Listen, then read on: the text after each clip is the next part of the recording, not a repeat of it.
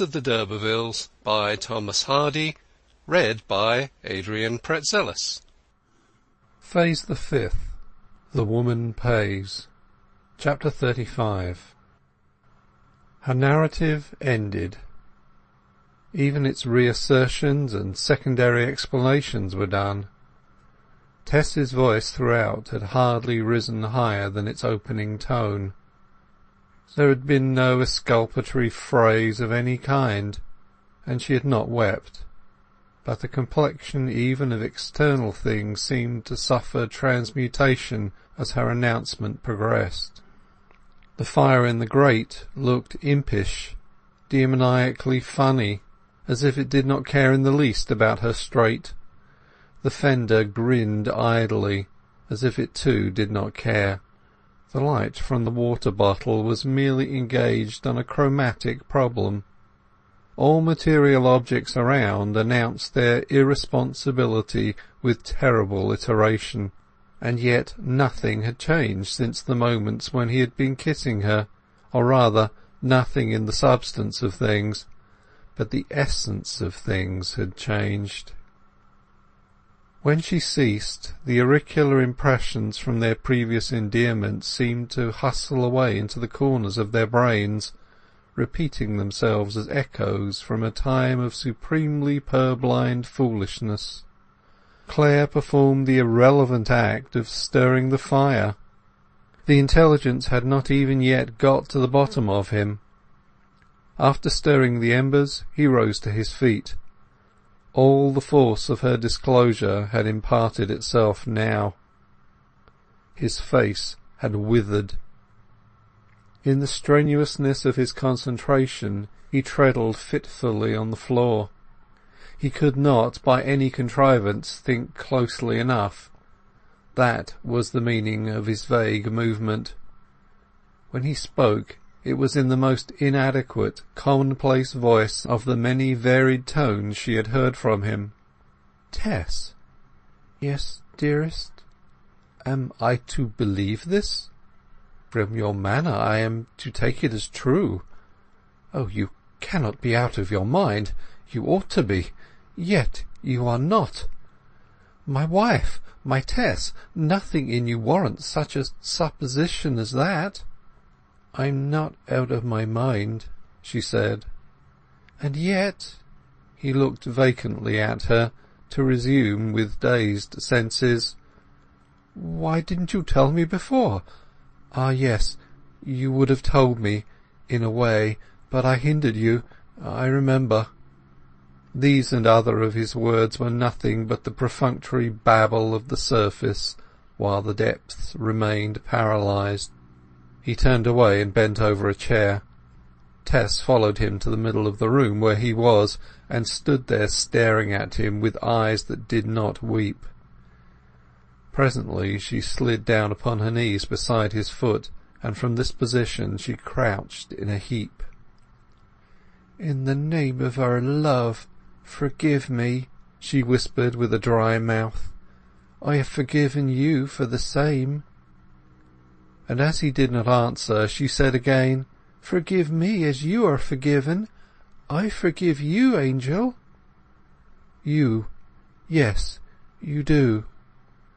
But you do not forgive me?" "Oh, Tess, forgiveness does not apply to the case. You were one person, now you are another. My God, how can forgiveness meet such a grotesque prestidigitation as that?" He paused, contemplating this definition, then suddenly broke into horrible laughter, as unnatural and ghastly as a laugh in hell. Don't! It kills me quite, that!" she shrieked. "Oh, have mercy upon me, have mercy!" He did not answer, and sickly white she jumped up. "Angel, what did you mean by that laugh?" she cried out. "Do you know what this is to me?" He shook his head. "I have been hoping, longing, praying to make you happy. I have thought what joy it will be to do it. What unworthy wife I shall be if I do not. That's what I have felt, Angel." I know that. I thought, Angel, that you loved me, my very self. If it is I you do love, oh, how can it be that you look and speak so? It frightens me. Having begun to love you, I love you for ever, in all changes, in all disgraces, because you are yourself. I ask no more. Then how can you, oh my husband, stop loving me? I repeat, the woman I have been loving is not you. But who? Another woman, in your shape. She perceived in his words the realization of her own apprehensive foreboding in former times. He looked upon her as a species of impostor, a guilty woman in the guise of an innocent one. Terror was upon her white face as she saw it. Her cheek was flaccid, and her mouth had almost the aspect of a round little hole. The horrible sense of his view of her so deadened her that she staggered, and he stepped forward, thinking she was going to fall. Sit down, he said gently. You are ill, and it is natural that you should be. She did sit down, without knowing where she was, that strained look still upon her face, and her eyes such as to make his flesh creep. I don't belong to you any more then, do I, Angel? She asked, helplessly. It is not me, but another woman like me that he loved, he says. The image raised caused her to take pity upon herself as one who was ill-used. Her eyes filled as she regarded her position further. She turned round and burst into a flood of self-sympathetic tears. Clare was relieved at this change, for the effect on her of what had happened was beginning to be a trouble to him only less than the woe of the disclosure itself. He waited patiently, apathetically, till the violence of her grief had worn itself out, and her rush of weeping had lessened to a catching gasp at intervals. Angel, she said suddenly in her natural tones, the insane dry voice of terror having left her now, Angel, am I too wicked for you and me to live together? I have not been able to think what we can do. I shan't ask you to let me live with you, Angel, because I have no right to.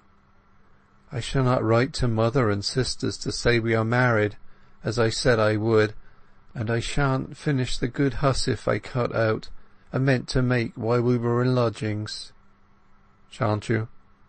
No, I shan't do anything unless you order me to, and if you go away from me, I shall not follow 'ee, and if you never speak to me any more, I shall not ask why, unless you tell me I may. And if I do order you to do anything? I will obey you like your wretched slave, even if it is to lie down and die. You are very good. But it strikes me that there is a want of harmony between your present mood of self-sacrifice and your past mood of self-preservation. These were the first words of antagonism. To fling elaborate sarcasms at Tess, however, was much like flinging them at a dog or cat. The charms of their subtlety passed by her unappreciated, and she only received them as inimical sounds, which meant that anger ruled. She remained mute, not knowing that he was smothering her affection for her. She hardly observed that a tear descended slowly upon his cheek, a tear so large that it magnified the pores of the skin over which it rolled, like the object lens of a microscope. Meanwhile, re-illumination as to the terrible and total change that her confession had wrought in his life, in his universe, returned to him, and he tried desperately to advance among the new conditions in which he stood. Some subsequent action was necessary, yet what? Tess, he said, as gently as he could, I cannot stay in this room just now. I will walk out a little way. He quietly left the room, and the 2 glasses of wine that he had poured out for their supper, one for her, one for him, remained on the table untasted. This was what their agape had come to. At tea, 2 or 3 hours earlier, they had in the freakishness of affection drunk from 1 cup. The closing of the door behind, gently as it had been pulled to, roused Tess from her stupor. He was gone. She could not stay. Hastily flinging her cloak around her, she opened the door and followed, putting out the candles as if she were never coming back. The rain was over, and the night was now clear. She was soon close at his heels, for Clare walked slowly and without purpose. His form beside her light grey figure looked black, sinister and forbidding, and she felt as sarcasm the touch of the jewels of which she had been momentarily so proud.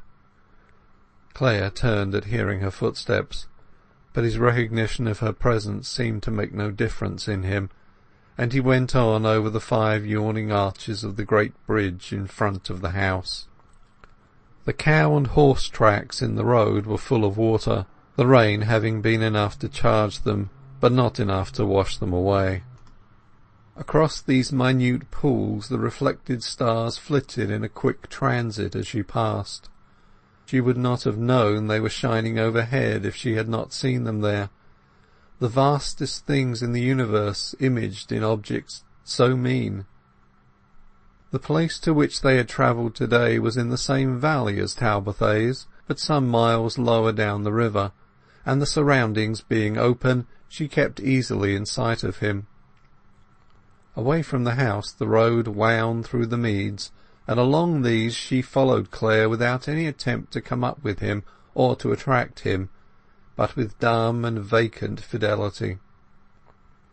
At last, however, her listless walk brought her up alongside him, and still he said nothing.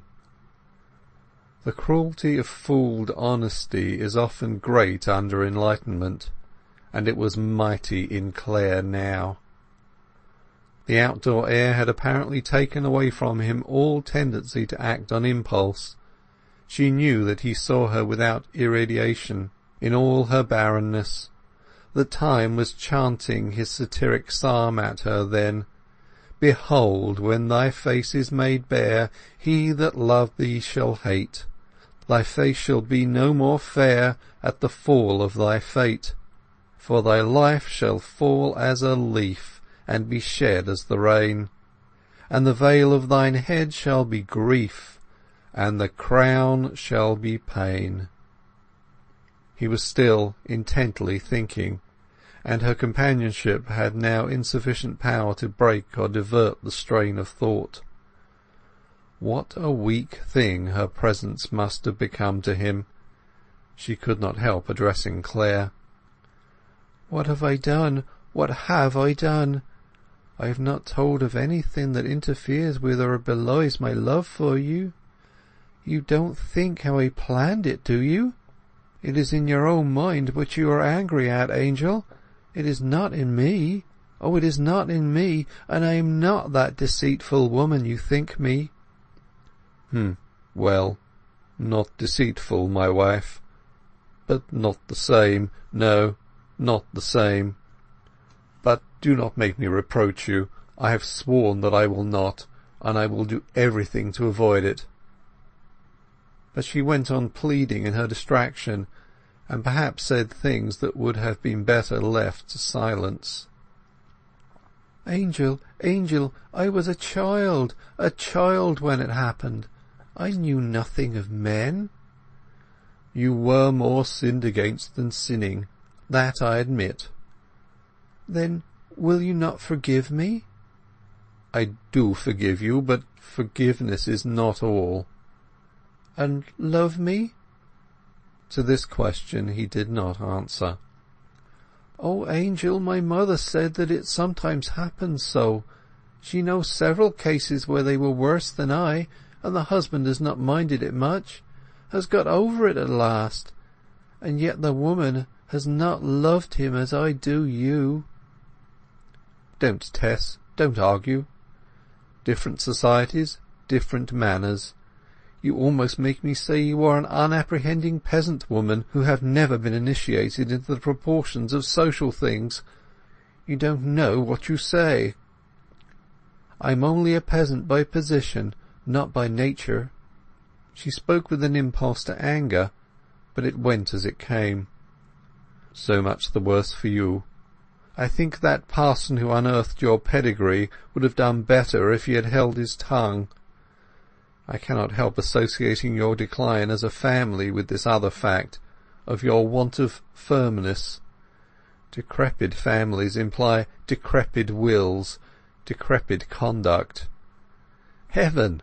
Why did you give me a handle for despising you more by informing me of your descent? Here was I thinking you a new-sprung child of nature. There were you, the belated seedling of an effete aristocracy. Lots of families are as bad as mine in that. Retty's family were once large landowners, and so were dairymen billets. And the Debbie houses, who are now carters, were once the Debye family. You find such as I everywhere. 'Tis a feature of our country, and I can't help it." "So much worse for the country." She took these reproaches in their bulk simply, not in their particulars. He did not love her as he had loved her hitherto, and to all else she was indifferent. They wandered on again in silence. It was said afterwards that a cottager of Wellbridge, who went out late that night for a doctor, met two lovers in the pastures, walking very slowly without converse, one behind the other, as in a funeral procession, and the glimpse that he obtained of their faces seemed to denote that they were anxious and sad. Returning later, he passed them again in the same field, progressing just as slowly, and regardless of the hour and of the cheerless night as before. It was only on account of his preoccupation with his own affairs and the illness of his house that he did not bear in mind the curious incident, which, however, he recalled a long while after. During the interval of the cottager's going and coming, she had said to her husband, "I don't see how I can help being the cause of much misery to you all your life. The river is down there. I can put an end to myself in it. I am not afraid." "I don't wish to add murder to my other foibles," he said. "I will leave something to show that I did it myself, on account of my shame. They will not blame you then." "Don't speak so absurdly. I do not wish to hear it. It is nonsense to have such thoughts in this kind of case, which is rather one for satirical laughter than for tragedy. You don't in the least understand the quality of the mishap. It would be viewed in the light of a joke by 9/10 of the world, if it were known. Please oblige me by returning to the house and going to bed." "I will," she said dutifully. They had rambled round by the road which led to the well-known ruins of the Cistercian Abbey behind the mill, the latter having in centuries past been attached to the monastic establishment. The mill still worked on, food being a perennial necessity. The abbey had perished, creeds being transient. One continually sees the ministration of the temporary outlasting the ministration of the eternal. Their walk having been circuitous, they were still not far from the house, and in obeying his direction she only had to reach the large stone bridge across the main river and follow the road for a few yards. When she got back everything remained as she had left it, the fire being still burning. She did not stay downstairs for more than a minute, but proceeded to her chamber, whither the luggage had been taken. Here she sat down on the edge of the bed, looking blankly around, and presently began to undress. In removing the light towards the bedstead, its rays fell upon the tester of white dimity. Something was hanging beneath it, and she lifted the candle to see what it was. A bough of mistletoe. Angel had put it there, she knew that in an instant. This was the explanation of that mysterious parcel which had been so difficult to pack and bring, whose contents he would not explain to her, saying that time would soon show her the purpose thereof.